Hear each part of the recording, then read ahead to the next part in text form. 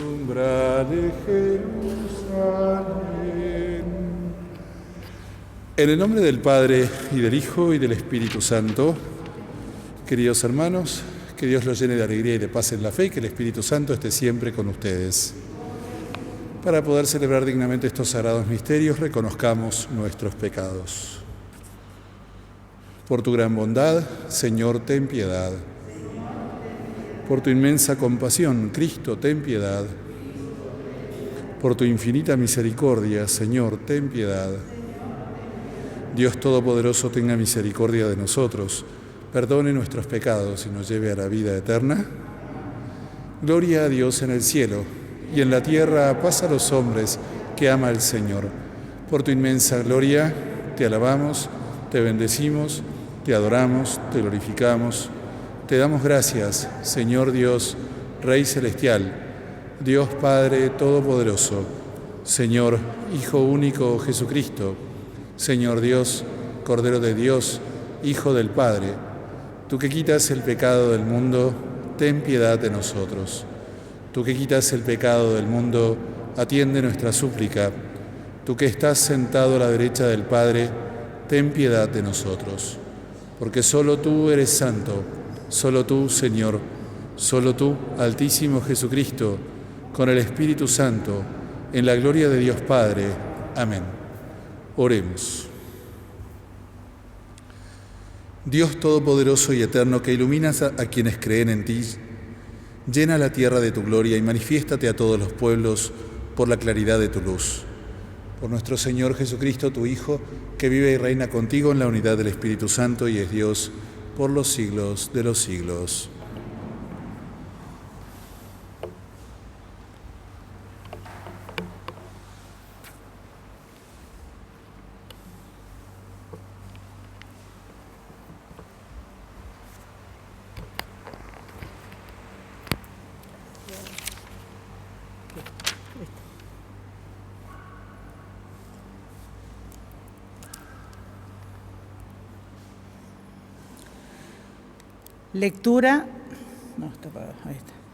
Lectura del libro del Eclesiástico. La sabiduría hace el elogio de sí misma y se gloría en medio de su pueblo. Abre la boca en la asamblea del Altísimo y se gloría delante de su poder. El Creador de todas las cosas me dio una orden. El que me creó me hizo instalar mi carpa. Él me dijo: levanta tu carpa en Jacob y fija tu herencia en Israel. Él me creó antes de los siglos, desde el principio, y por todos los siglos no dejaré de existir. Ante Él ejercí el ministerio de la morada santa, y así me he establecido en Sión. Él me hizo reposar a sí mismo en la ciudad predilecta, y en Jerusalén se ejerce mi autoridad. No eché raíces en un pueblo glorioso, en la porción del Señor, en su herencia. Palabra de Dios. Respondemos: la palabra se hizo carne y habitó entre nosotros. La palabra se hizo carne. Glorifica al Señor, Jerusalén. Alaba a tu Dios, Sión. Él reforzó los cerrojos de tus puertas y bendijo a tus hijos dentro de ti. La palabra se hizo carne y habitó entre nosotros. Él asegura la paz en tus fronteras y te sacia con lo mejor del trigo. Envía su mensaje a la tierra, su palabra corre velozmente. La palabra se hizo carne y habitó entre nosotros. Revela su palabra a Jacob, sus preceptos y mandatos a Israel. A ningún otro pueblo trató así, ni le dio a conocer sus mandamientos. La palabra se hizo carne y habitó entre nosotros.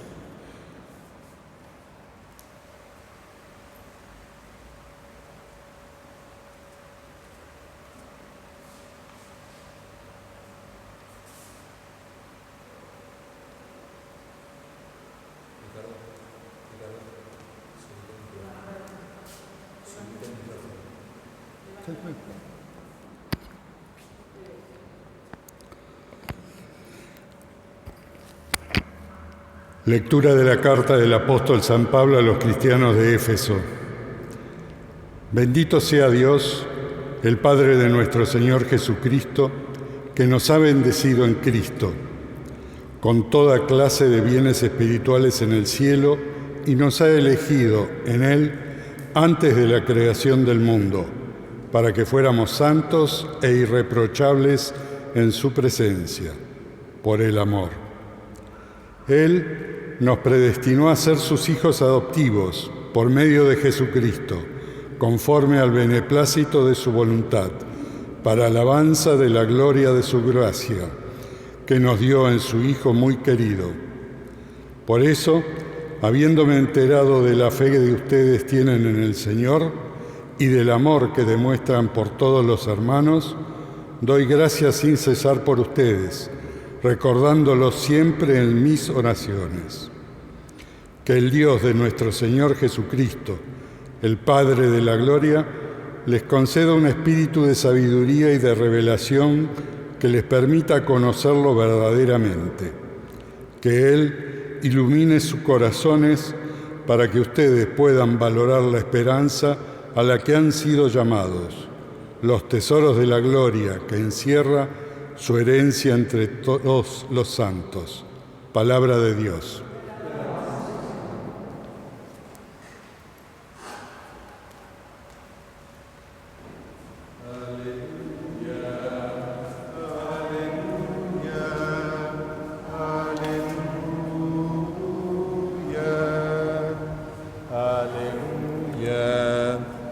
Aleluya, aleluya.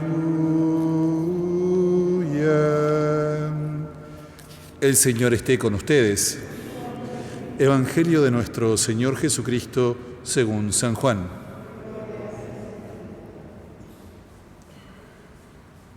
Al principio existía la palabra, y la palabra estaba junto a Dios, y la palabra era Dios. Al principio estaba junto a Dios. Todas las cosas fueron hechas por medio de la palabra, y sin ella no se hizo nada de lo que existe.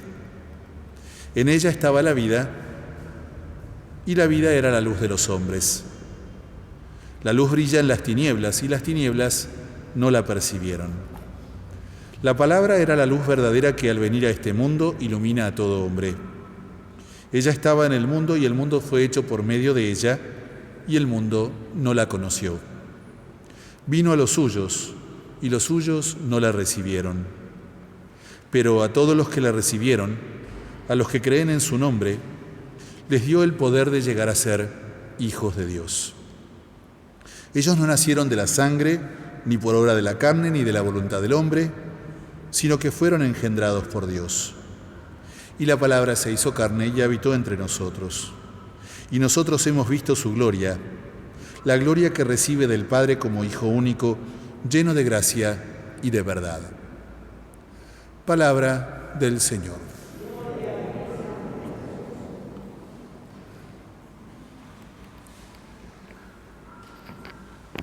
Ustedes saben que la liturgia de la vida de la Iglesia tiene como un gran manantial de donde beber, que se expresa en una riqueza que es imposible de abarcar. Esto lo decían muchos santos, que Dios es como un inmenso río del cual uno puede ir a beber y que sacia la propia sed, pero no agota el manantial, digamos, ¿no? El río siempre sigue estando y uno puede seguir bebiendo en otros momentos y otros se pueden acercar a beber al río sin temer que el río se agote. Siempre Dios es más. Bueno, y esto pasa en la liturgia también, donde el sacerdote generalmente elige uno, a veces dos, a veces tres puntos para tratar, pero siempre lo más queda fuera, ¿no? Y esto es algo de lo que sucede hoy.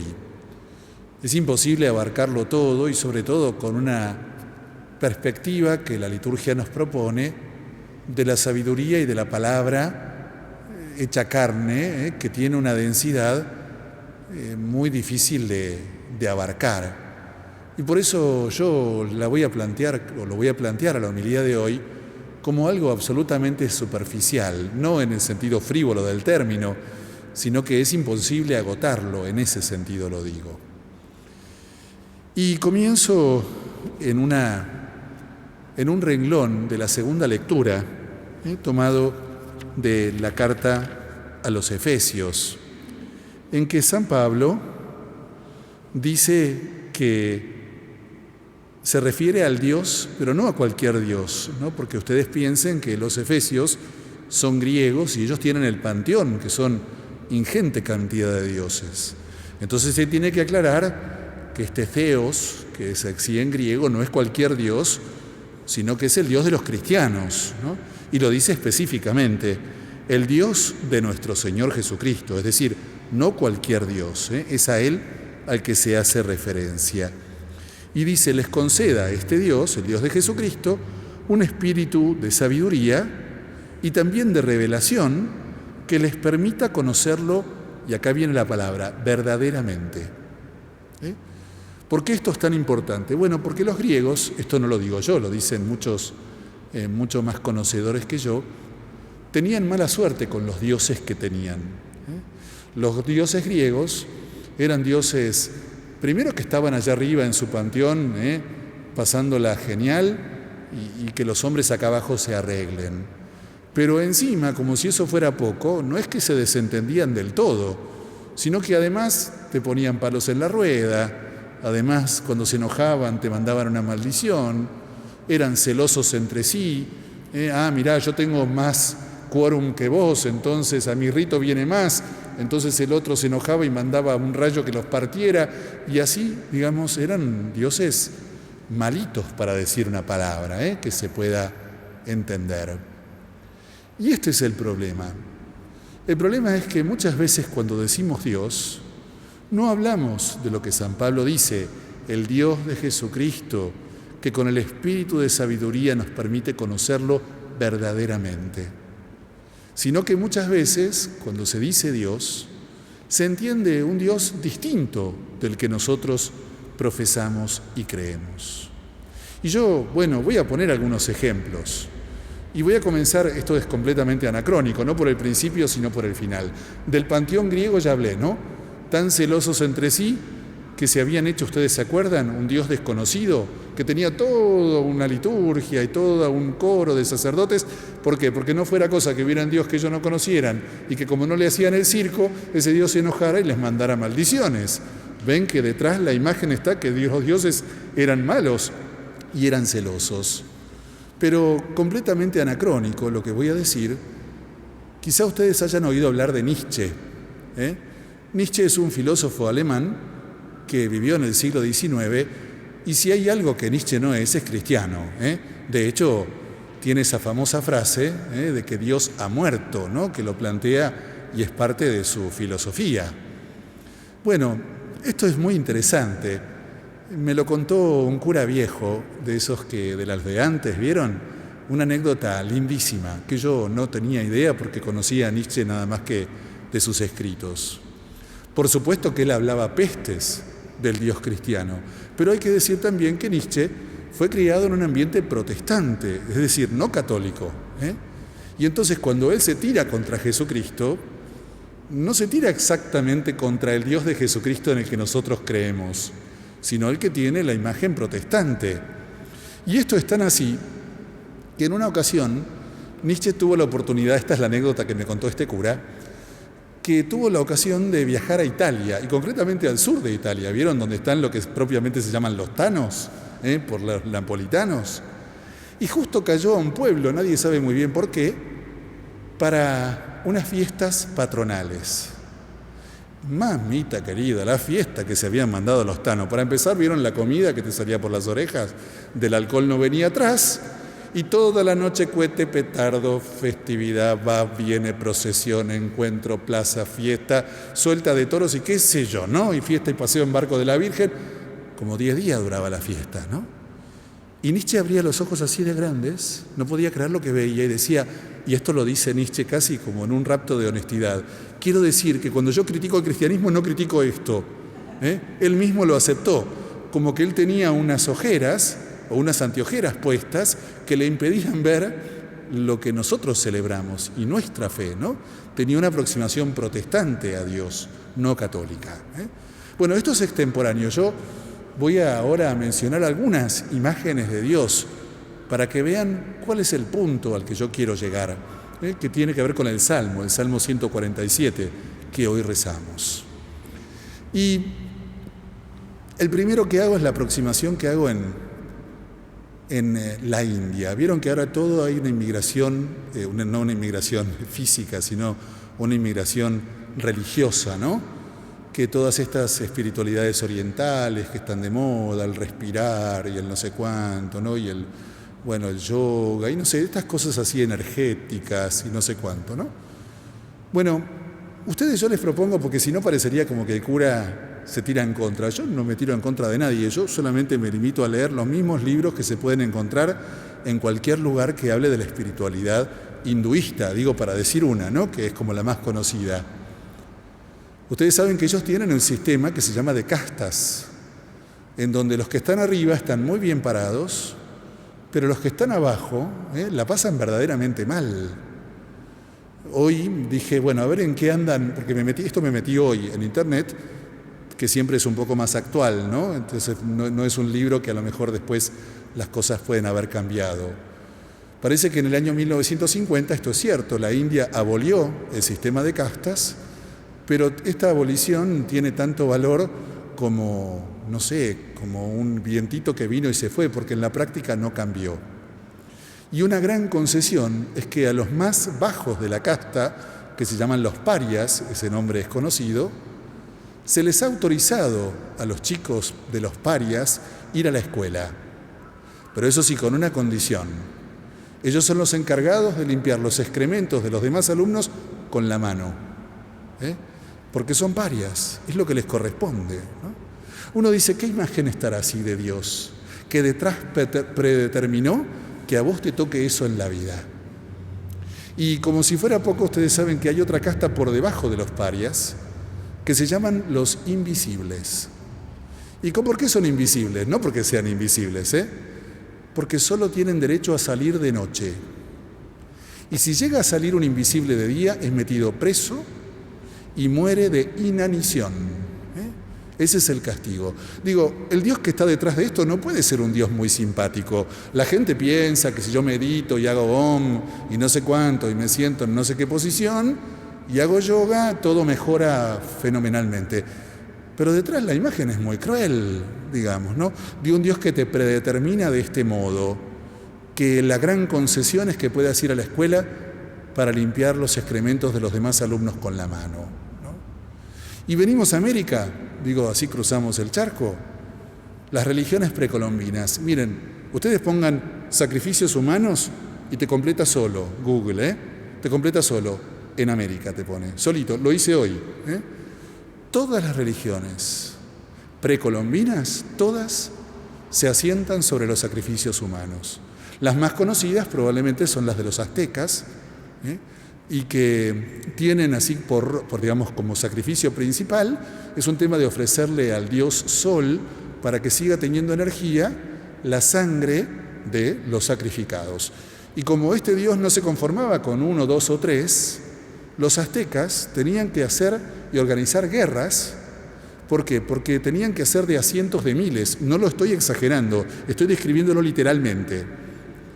Y estos cientos de miles, esta guerra, digamos que iban a pelear contra un pueblo inferior, tomaban rehenes, y estos rehenes eran sacrificados del siguiente modo. Les aserraban el pecho y les arrancaban el corazón, que era ofrecido a los dioses, y esto era como el combustible, si ustedes quieren, para recuperar el orden cósmico. Bueno, pero no hace falta irse a México, Si alguno de ustedes ha andado paseando por Salta y tuvo la suerte de ir, yo se los recomiendo que vayan porque es muy impresionante. En la plaza de Salta, si uno mira la catedral de enfrente, en la calle de la derecha que bordea la plaza, sobre una recoba bellísima está el Museo Antropológico.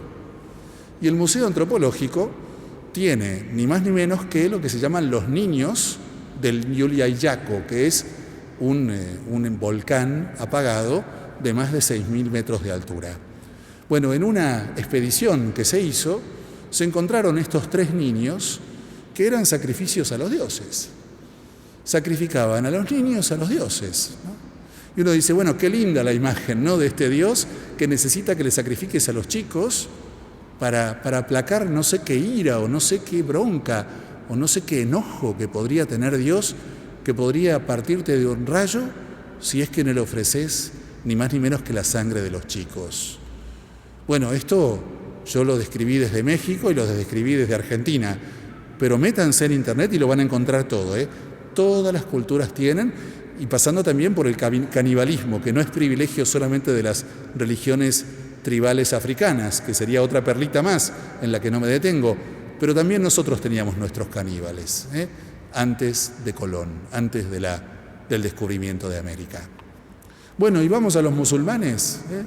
Es interesantísimo, también ustedes se pueden meter.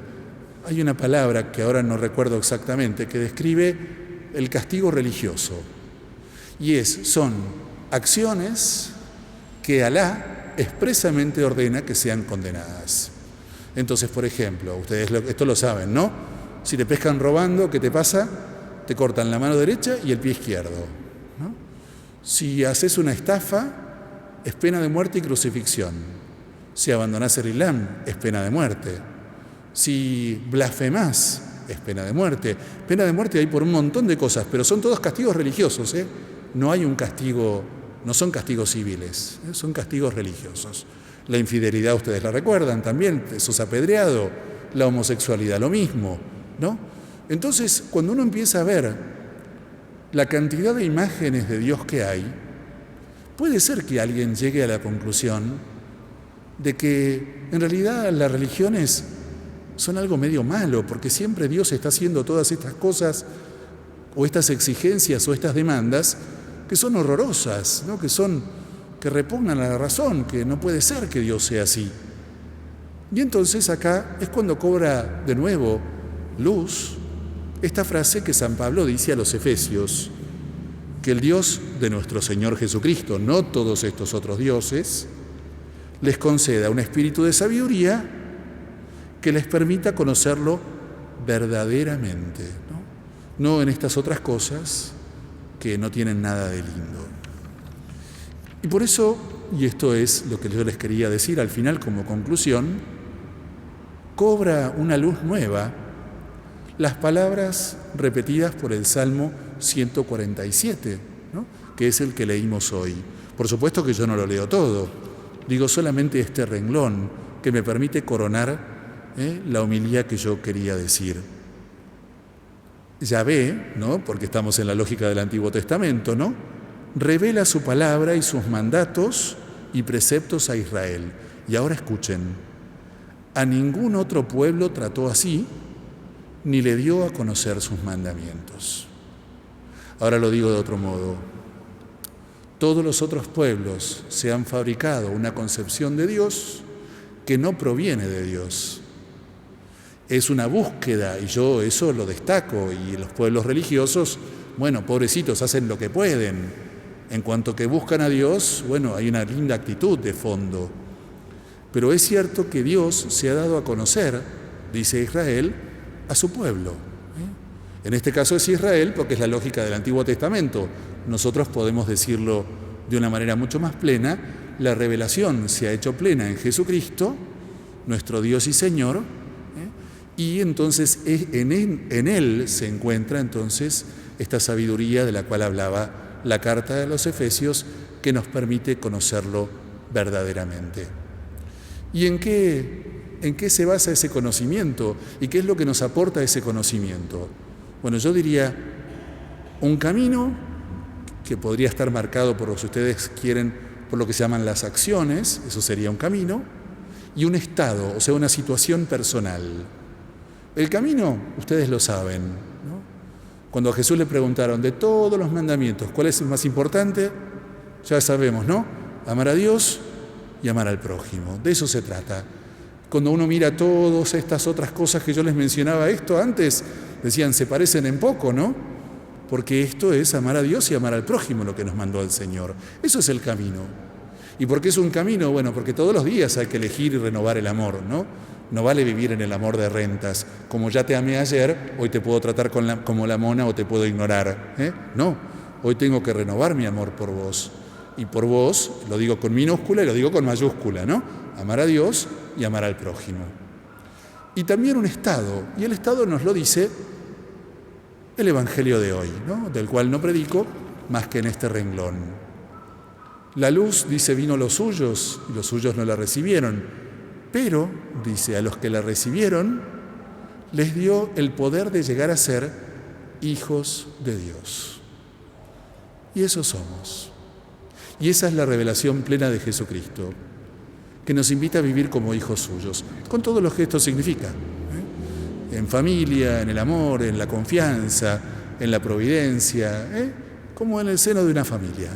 Así nos quiere Dios.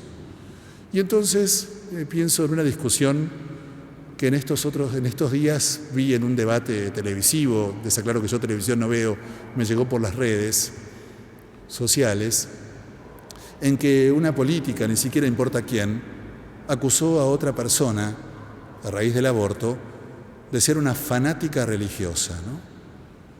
Y claro, lo dijo de una manera que ser un fanático religioso es una verdadera porquería, Quedaba descalificada la otra persona por ser una fanática religiosa.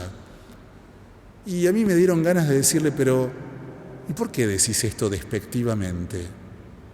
O mejor dicho, ¿qué Dios te vendieron o qué Dios compraste?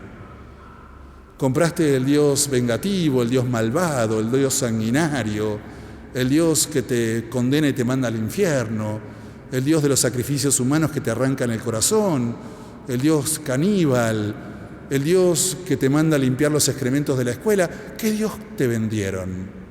Si nuestro Dios consiste en amar a Dios y al prójimo, de eso se trata, ser hijos de Dios, vivir como familia de Dios y vivir en el amor, ¿no?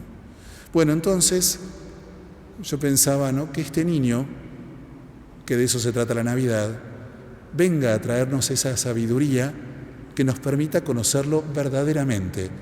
Y acá digo también, no ya pensando en esta política que denostaba a esta otra persona, sino en nosotros mismos, que podamos también sacar del corazón cualquier imagen falsa que podamos tener de Dios para poder amarlo y vivir una relación con Él sustentada en la verdad.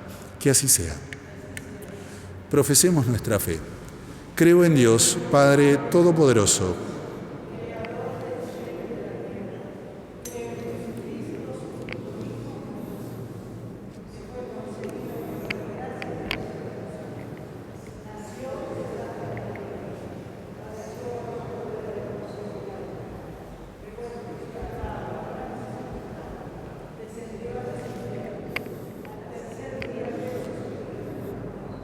subió a los cielos, está sentado a la derecha de Dios Padre Todopoderoso.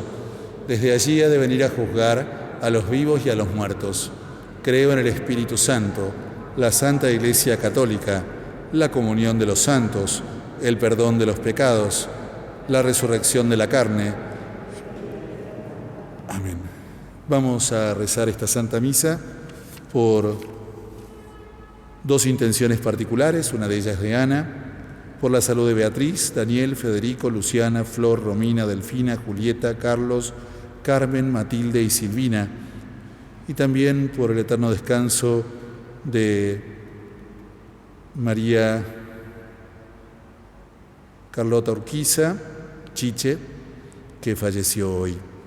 Pedimos también por todos los muertos del coronavirus del día de hoy.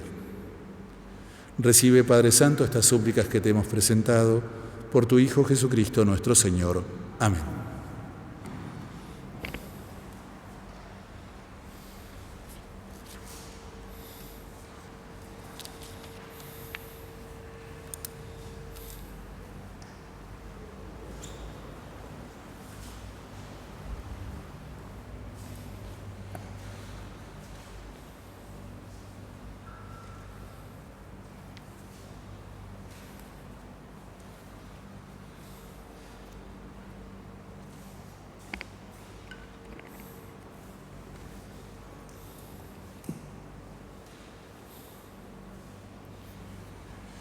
Bendito seas, Señor Dios del universo, por este pan, fruto de la tierra y del trabajo del hombre, que recibimos de tu generosidad y ahora te presentamos.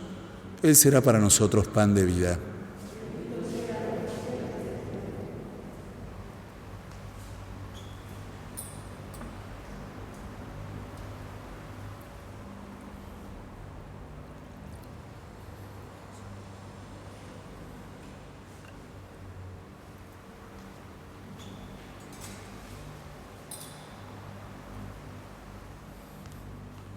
Bendito seas, Señor Dios del universo, por este vino, fruto de la vida y del trabajo del hombre, que recibimos de tu generosidad y ahora te presentamos. Él será para nosotros bebida de salvación.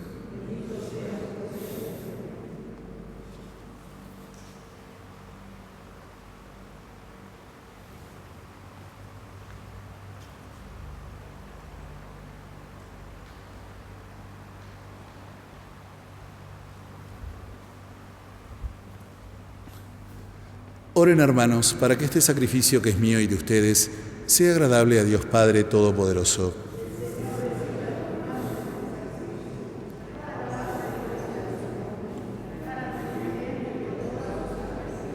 Padre, santifica estas ofrendas por el nacimiento de tu Hijo único, que nos muestra el camino de la verdad y nos promete la vida del reino celestial por Jesucristo nuestro Señor.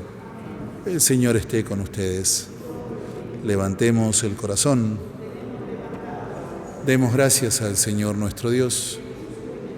En verdad es justo y necesario, es nuestro deber y salvación, darte gracias siempre y en todo lugar, Señor Padre Santo, Dios Todopoderoso y Eterno, por Cristo, Señor nuestro.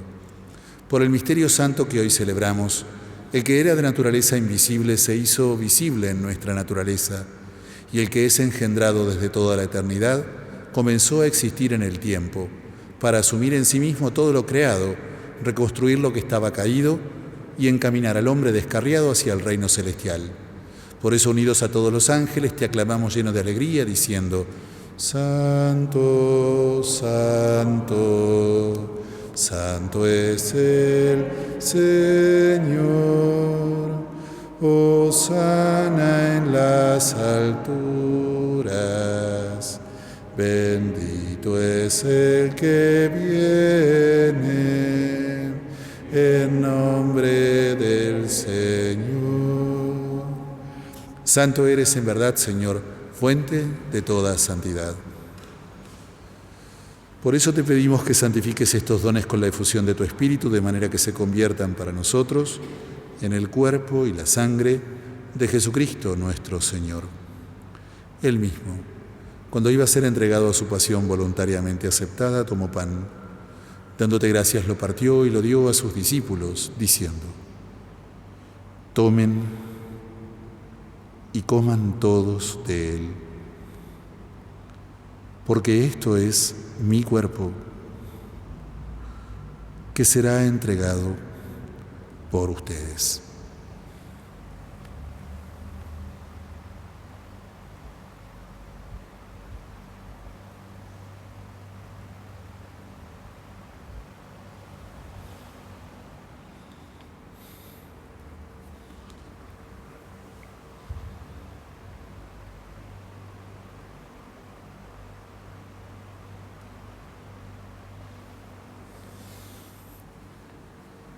Del mismo modo, acabada la cena, tomó el cáliz y dándote gracias de nuevo lo pasó a sus discípulos, diciendo: Tomen y beban todos de él, porque este es el cáliz de mi sangre, sangre de la alianza nueva y eterna, que será derramada por ustedes y por muchos para el perdón de los pecados. Hagan esto en conmemoración mía.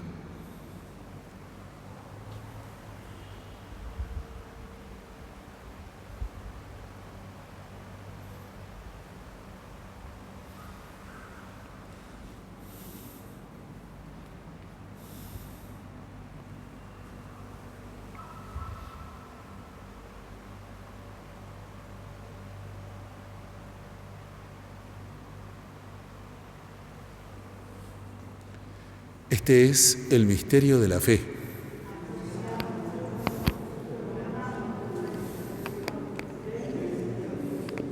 Así, Padre, al celebrar ahora el memorial de la muerte y resurrección de tu Hijo, te ofrecemos el pan de vida y el cáliz de salvación y te damos gracias porque nos haces dignos de servirte en tu presencia.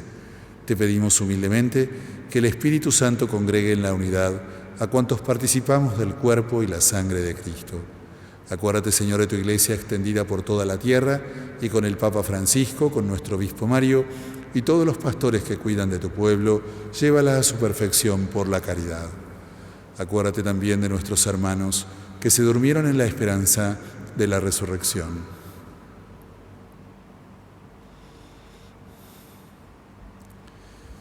Pedimos hoy en especial por María Carlota Urquiza, Chiche, que murió hoy, por todos los muertos del coronavirus del día de hoy.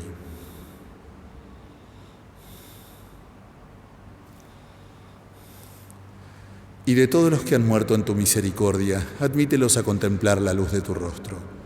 Ten misericordia de todos nosotros, y así con María la Virgen, Madre de Dios, su castísimo esposo San José, los apóstoles, Santa Clara, y cuantos vivieron en tu amistad a través de los tiempos, merezcamos por tu Hijo Jesucristo compartir la vida eterna y cantar tus alabanzas. Por Cristo, con Él y en Él, a ti, Dios Padre Omnipotente, en la unidad del Espíritu Santo, todo honor y toda gloria, por los siglos de los siglos, porque no solamente nos llamamos, sino que verdaderamente somos hijos de Dios, nos atrevemos a decir: Padre nuestro que estás en el cielo, santificado sea tu nombre. Venga a nosotros tu reino. Hágase tu voluntad en la tierra como en el cielo. Danos hoy nuestro pan de cada día. Perdona nuestras ofensas, como también nosotros perdonamos a los que nos ofenden. No nos dejes caer en la tentación y líbranos del mal. Amén. Líbranos, Señor, de todos los males y concédenos la paz en nuestros días, para que, ayudados por tu misericordia, vivamos siempre libres de pecado y protegidos de toda perturbación, mientras esperamos la gloriosa venida de nuestro Salvador, Jesucristo.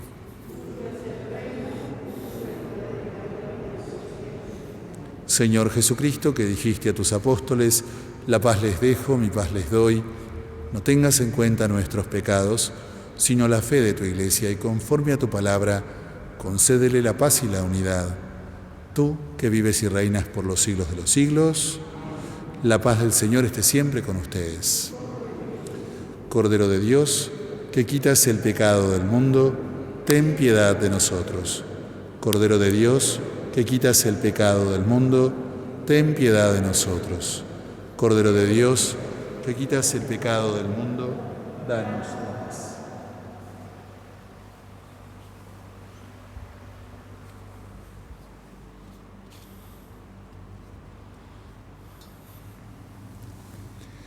Este es el Cordero de Dios que quita el pecado del mundo. Dichosos los invitados al banquete celestial.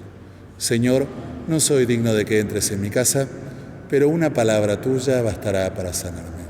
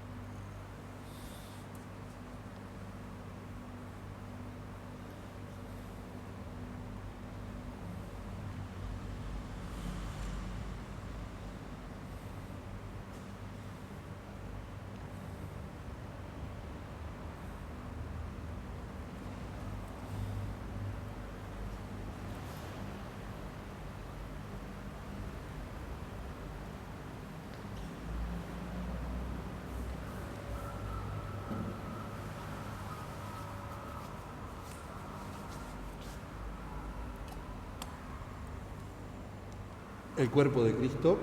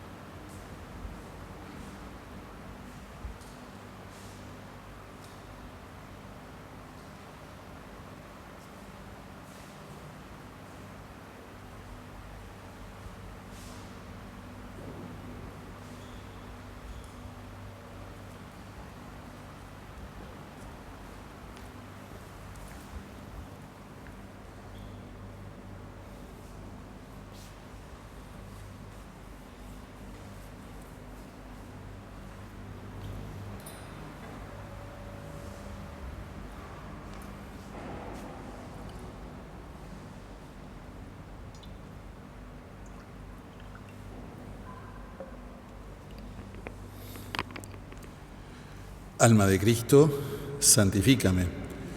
Cuerpo de Cristo, sálvame. Sangre de Cristo, embriágame. Agua del costado de Cristo, lávame. Pasión de Cristo, confórtame. Oh buen Jesús, óyeme. Dentro de tus llagas, escóndeme. No permitas que me aparte de ti. Del maligno enemigo, defiéndeme. En la hora de mi muerte, llámame y mándame ir a ti, para que con tus santos te alabe por los siglos de los siglos. Amén.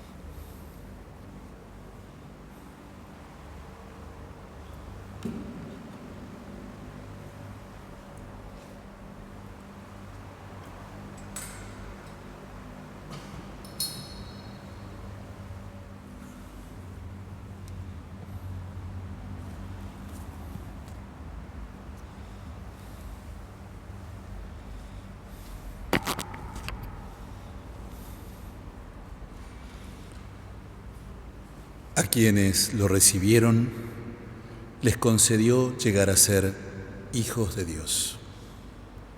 Oremos.